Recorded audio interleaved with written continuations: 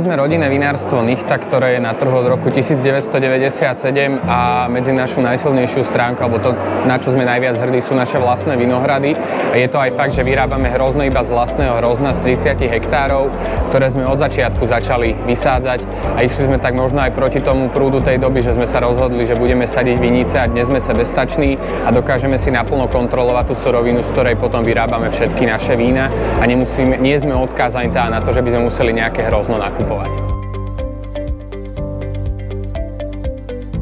Svoje vína posielame na súťaže a robíme to z hlavne dôvodu, že sa chceme akoby porovnávať aj s tými našimi konkurentami alebo kolegami vinármi, možno lepšie povedané, aby sme vedeli, ako na tom tie naše vína sú, ale hlavne, aby sme zistili aj názor možno iných ľudí. A hlavne na tie medzinárodné súťaže posielame z takého dôvodu vína, aby sme v podstate zistili,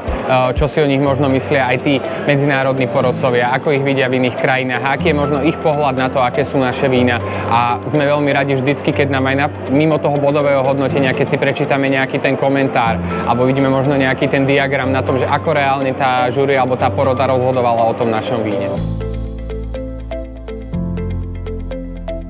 Taký najväčší prínos pod tej celej Danube Wine Challenge vidíme v tom, že pritiahla rôznych medzinárodných odborníkov na Slovensko a aj my ako vinárstvo sme mali možnosť napríklad hostiť